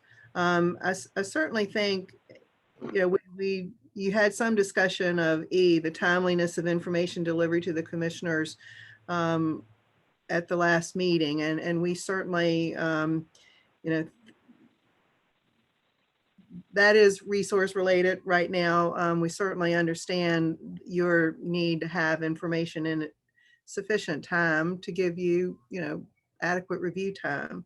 And I think that's something we are working on. We had a little bit of a snafu in preparation for this meeting tonight, but we actually had the material ready for you in time. It just didn't get out, and we apologize for that. But yeah, I think that one to a certain extent is resource related. I will say this too, along the lines of having some additional staff assistance. The county has, we have entered into an agreement with a planning consultant to assist with subdivision plat review. So that will help greatly. It's kind of a temporary measure until permanent staff can be hired. The COVID-19 situation was a factor in efforts that we had begun back in March to hire some staff. And when the pandemic hit, some of that, really just completely went awry. But Can I make a comment? Absolutely, Ms. Salmaker. Okay. So I know that from the public comment on the Maytag issue and from personal experience that with noise violations, when, especially like shooting or explosions or something like that, that when you call the police, because it's not a violation, they probably don't file your complaint anywhere. But I've looked at, Close County, Culpeper County. If you go to their website for their planning commission, I believe you can make a complaint on their website. And so if we had, more, I guess, technology where people or citizens could actually complain electronically on our website, on the county website, then they could be filed somewhere and accessible for us to reach and to view. And that wouldn't take a whole nother person, I don't believe. You would just make the website have that capability so that that data could be collected. Yeah, Ms. Sawmaker, that's definitely something that I've also, I think is a great idea. But let me, Mr. Hutchinson and Mr. Yancey, I see you want to talk, but let me just really quick address Mr. Hutchinson's. I mean, here's my view on this complaint is, and this goes back to MAPAG. So I asked if there had been complaints. The answer was no. The reality was is that whole issue was brought to us because of complaints. So I don't think that's right. That doesn't do anyone a service. It didn't do the Planning Commission a service. It doesn't do the public a service. And it sure as heck didn't give these applicants a service. So, and we didn't have resource issues back then. So my assessment is that we don't really have a formal complaint process. And maybe we do, I don't know. But I really believe that it's an important issue. So I don't believe that one is resource driven. I do understand your point on the other ones, Mr. Hutchinson, for sure. But I also I'm curious whether we have any checklists, because I've noticed, and I've been on the Planning Commission for a long time, we get these things pretty late. And I know we all struggle to have time to review them. And so I'd like to get something written down that we can try to adhere to and it would actually, in times of resource issues, it would make everyone's life easier. Mr. Yancey, did you have something to say? Yeah, I've got somewhat of another challenge with the complaint procedure or process. And that is, as you recall, in some of the cases recently, we had some people submitted their views, whether it's pro or con. And then after they found out that it would be noted as public knowledge, they withdrew their position or asked that their position be withdrawn because it was going to be put into the records of the commission meetings. I don't think that's good for citizens or for us. Julie's point is well taken. I could see the complaints going up on the website, but naming the names of the individuals, as long as we've got supporting documents to ascertain that it's transparent, that this is fact, not fiction, is okay with me. I think the timeliness of information delivery to the commission members is one of fairness to staff and also to the commissioners. And that is, if you recall, in one of the recent applicant, we received information at 4:30 in the afternoon of the day of the meeting. That was some of it, which was relatively new to all of us. I think Chairman Brooks and I had talked a little bit about this, and his position was we need several days prior to the meeting that gives us adequate time to review the packet as well as reviewing all the information in support or against the applications of a SUP or anything else. And that's why I think, at least 3 to 5 days prior to the meeting should be that deadline. And if I might, I would really like to concur with that. I believe I know the information that you were speaking about that came so late in that day, and that we weren't expecting that. And I had asked for all of anything new for your consideration had been requested a week prior to the meeting date. So I think that to the extent we can establish some, firmer dates and deadlines that we would, be able to share with applicants so they know definitely that we won't entertain material that comes too late. I think that would be helpful for all concerned.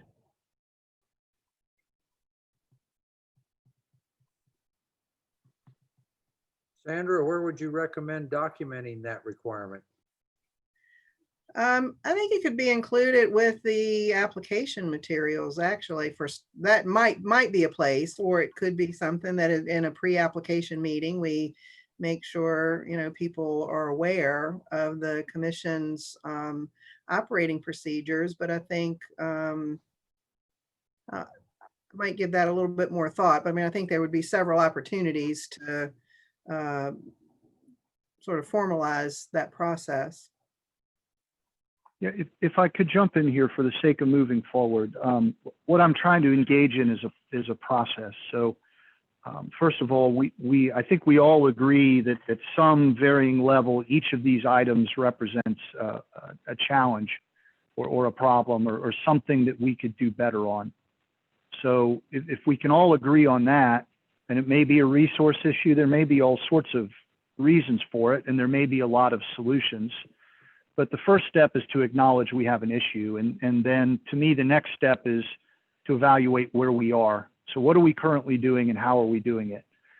So on each of these items, again, I'd like to propose that we spend a little time learning what is currently happening and how and why.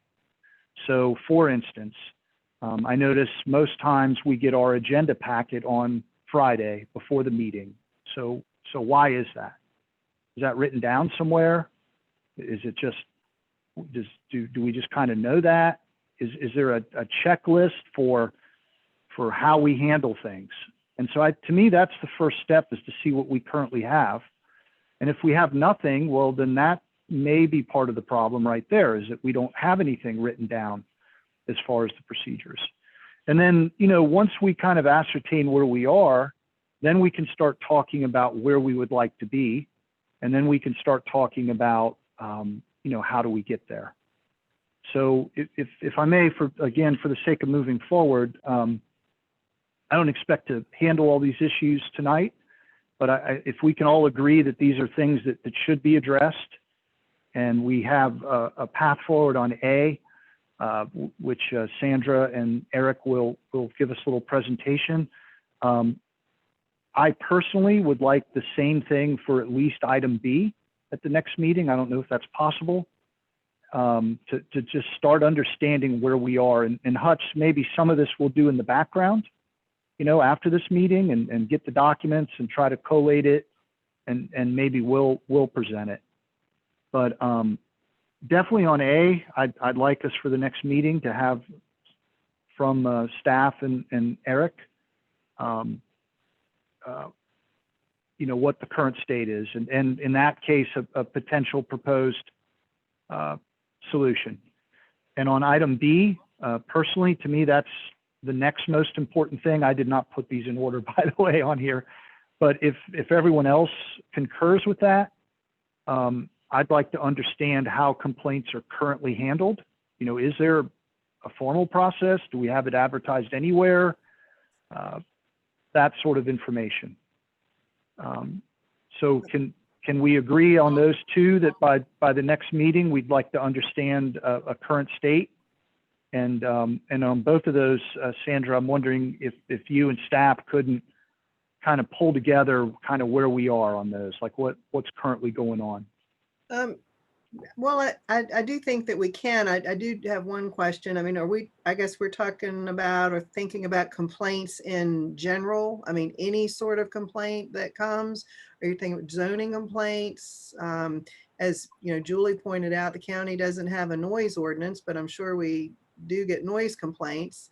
I'm not aware of them coming, through our office. So, I think as far as complaints, we'd be potentially gathering information from, different departments.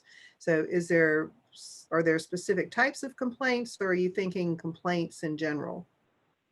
I'm me personally, and I'd appreciate any other input, would be any complaint that the Planning Commission might have a role or action in potentially doing things that might lessen the number of those complaints. So generally planning related complaints. Yeah, Mr. Chairman, I concur with that. I think I hate to do this, but I think we need to draft or have our council and Mrs. Thornton draft a proposed complaint standardized form. It lists date, time that should be completed by the person making the submission, and the basis of it, their thought process, and why it's such a specific issue for them. The other thing was from a standpoint, we can go ahead and incorporate in that form item C, whereby the person would have to state their full name, address, and place of residency in terms of a county or locality thereof, so that we kill a couple birds with one stone.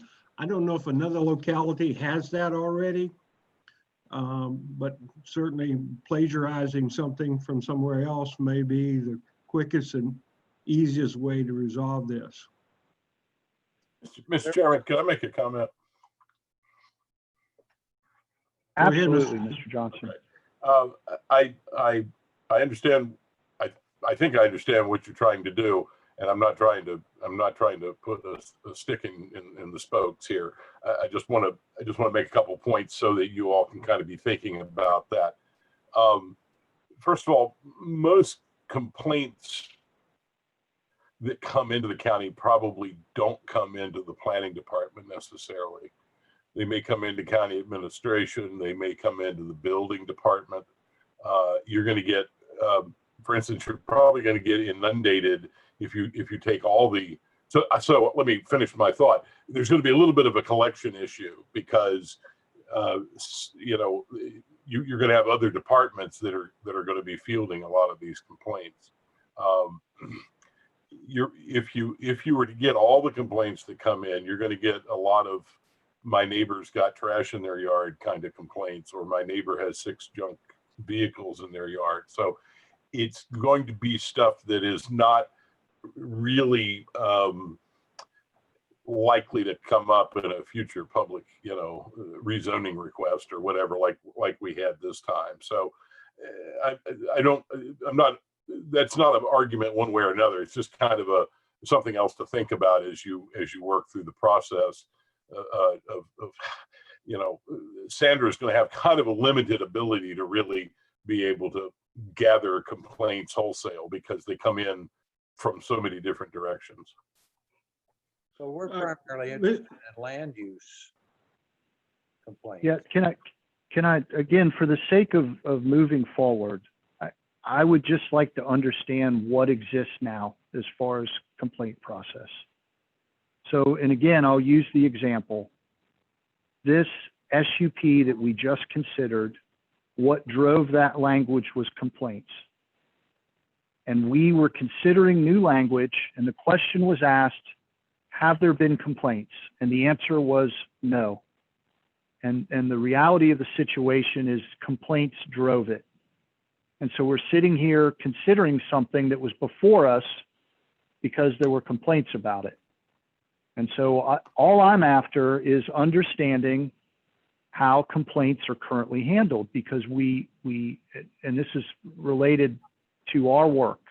And I'm not suggesting that Sandra should collect all the complaints for the county. I just want to understand when we say at our meetings that this is a complaint-driven county, and the way this will be enforced is if someone complains, we'll go out and enforce it. I feel like it's a reasonable request to ask, how does that happen? Otherwise, we're not really a complaint-driven county. We're just a county. And, you know, I honestly, and Mr. Johnson, in all deference to you, I don't like the idea that citizens might complain to a supervisor thinking that they're complaining to the county, and then the supervisor can decide whether they're going to bring that complaint. This isn't you, Mr. Johnson. I have all the faith in the world in you, for sure. But I'm just saying, like, it doesn't seem right to me that a citizen's made a complaint about something, and it's up to the supervisor to decide if that ever makes it to the county or not.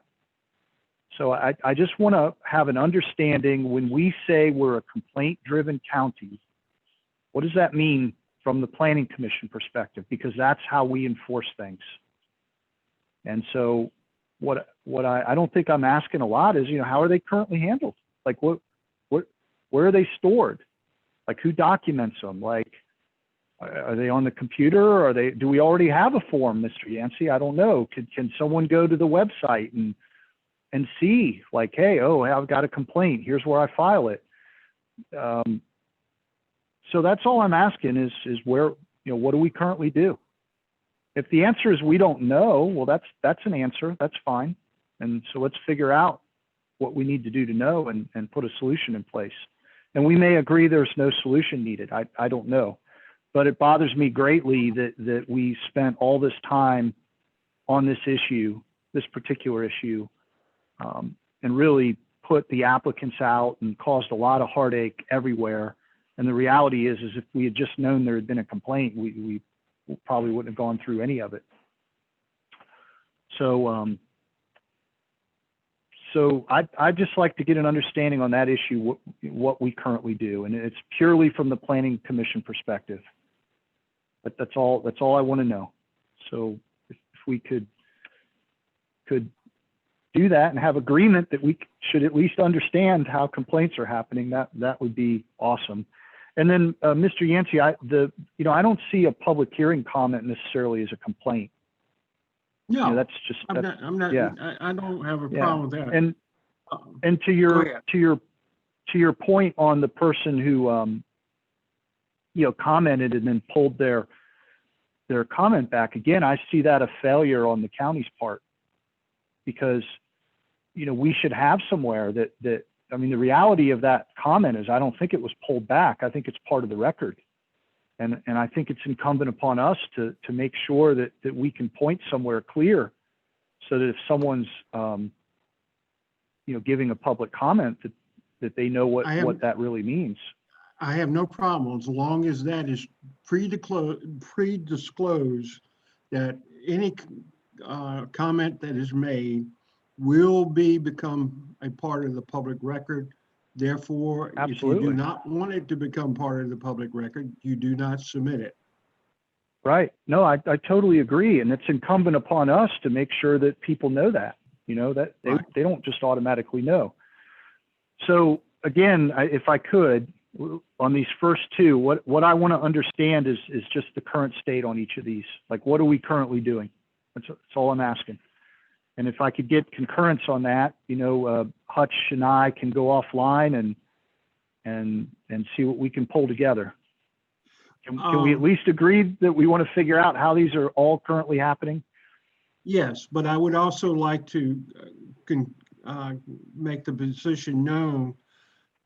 We are the Planning Commission. We're not operating the county itself, as far as Mr. Johnson and his fellow board members. So therefore, some of that information we should not have privilege to in terms of complaints. But if it's planning related, it should always come before the commission members. And this probably is not the time to do this, but I'm going to do it. I sympathize with Mrs. Thornton and Tracy Newman. An example in one of the applicants tonight was the first time, I know, and Sandy, you correct me on this, I know you send out or we send out in the planning department to the various other departments in the county. For example, the superintendent of schools, the EMS, what else do we send to? There are several departments. For the If you send application that- committee, yeah, I mean, Yeah, yeah, they're potentially impacted. yeah. Mhm. And in several cases, like in one case tonight, the first time the school system did not respond. We had to actually physically call them and make confirmation that it was a problem. To me, that is unconscionable, especially in this subdivision where it's going to provide 109 lots with all kinds of kids for the school system. And we find out at the last minute that a bus can't navigate the road system because they didn't respond initially. Somebody at the school system needs to be held accountable. Well, I would like to make a bit of a correction, Mr. Yancey. I did get a fairly prompt response to my inquiry last week. My understanding is they were not contacted in 2018. The schools weren't, and the director of transportation was in the position.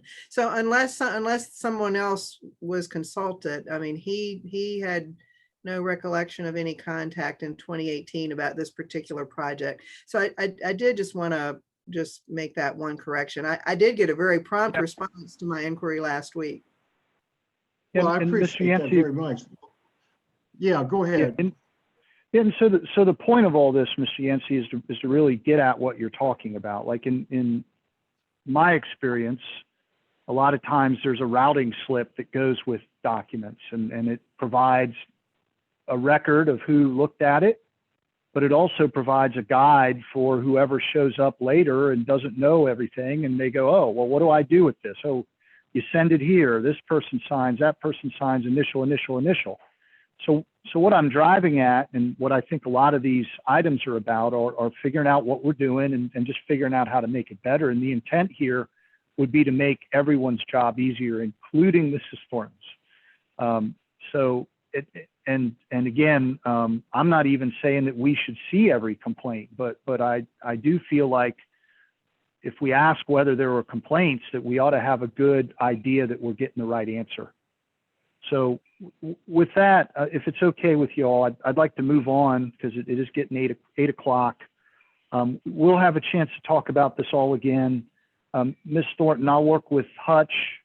And if we're asking for too much, or if I'm asking too much, just tell me, and we'll slow down a little bit. We've got plenty of time to work this out, and the intent isn't to like poke anyone in the eye. The intent's just to figure out how we do things and make it better for everyone. That's the whole purpose. So with that, if I don't have any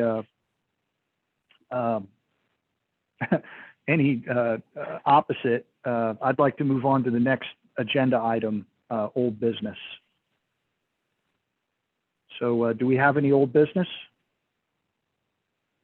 No, we don't. Okay, thank you. Moving on to item number 8. Mr. Johnson, you got a Board of Supervisors report? Mr. Chairman, I don't really have anything at this time other than to just mention that our broadband project is moving full speed ahead, and the fiber is the arm of the fiber is growing longer every day as we speak, as long as it will stop raining. And so hopefully some of these problems that we're having during these Zoom meetings will be helped by that, so everyone will have a better internet connection. And the board is wearing masks.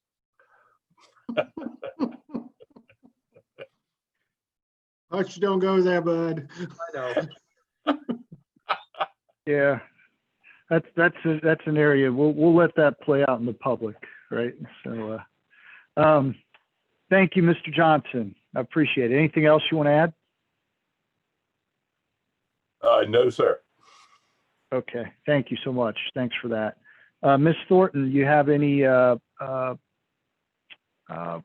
planning services report? Well, a couple things that I'll mention. One, Tracy and I are aware that it's been a while since you have received any sort of statistical report on our activities. And we haven't totally lost track of that, but to some extent that has been a resource in COVID-19 response related problem. But we hope to be working on that again in the fairly near future, so you will have that additional information. For your October 1 agenda, we will have concurrent a rezoning application and a special use permit application to potentially approve a self-storage facility. And I am at this point, I am anticipating another rezoning application for a project in the GWAP. Tomorrow is the deadline for receipt of comments from the application review committee.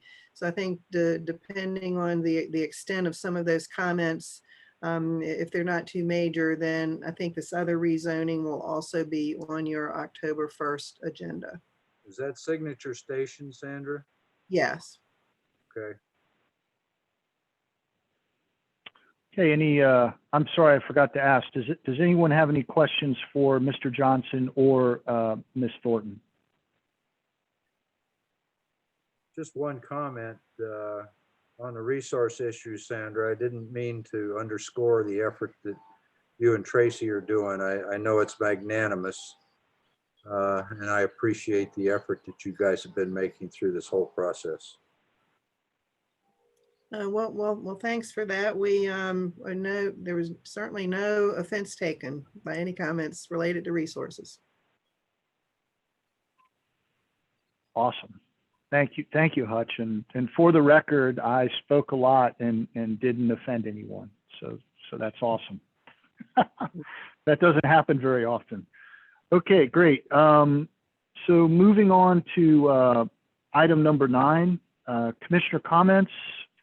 Let me just kind of randomize it. Mr. Yancey, you got any comments you'd like to add? Not at this time, sir. All right, thank you. Ms. Zawmaker, any comments you'd like to add? No, I don't have any comments. Great. Mr. Hutchison? None, sir. Okay, great. I don't have any comments either, except, I guess one comment I have is Chairman Brooks assured me that I would not be doing this the whole meeting. And so that's not the case, apparently. For item number 10, next meeting, Chairman Brooks did mention that maybe we would want to have the second meeting in September for this storage unit. I guess maybe you'd gotten a request to perhaps have the meeting, the second meeting in September for that. Is there, Ms. Thornton, were you aware of that, or is there any discussion on that? I wasn't aware, but I don't know. That's only 2 weeks. There's not time to advertise. And Okay. there's been the rezoning application just came a day or two ago, and I haven't had time to review it yet. The actual rezoning application. We had the special use permit application, and when I was actually preparing to write the legal ad for that, I discovered an error on the application and had to kind of hold that up, obviously related to the zoning of the property. So there's not time to do the legal ad for the 17th of September. Nor, I don't know, we may be able to get some ARC comments, but we can't meet the legal ad deadlines. Okay.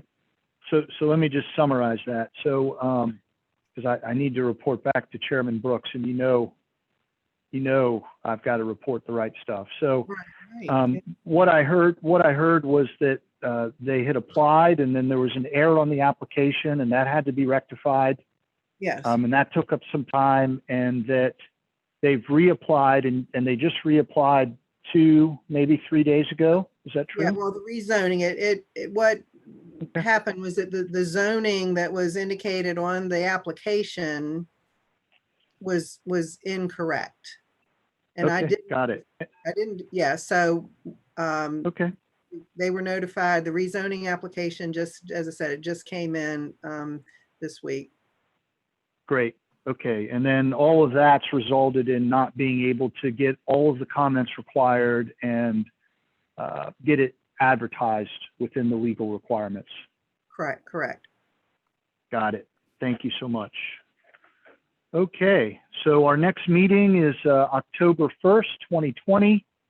Hutch, I look forward to working with you on some of these items. And again, Ms. Thornton, when I'm too much or we're too much, just let us know and we'll slow down and give you the chance to get whatever else you need done. With that, if I could entertain a motion to adjourn, I would welcome it. So moved. Second, please. Great. All those in favor say aye. Aye. Aye. All those in favor say nay. Great. Thank you so much, everyone. Have a great evening. Have a great month. Let's stay in touch. Be healthy. Be safe. Thanks for being on the Planning Commission. Have a great night. Good night, all. And thank you to staff too, and Mark Johnson as well. Thanks, everyone. Hey, Jason, you can submit a complaint form to Don for not showing up. I might do that. If I only knew where to submit one. I'll talk to Mark about it. He'll decide whether to do something with it or not. Bye, everyone. Have a great night.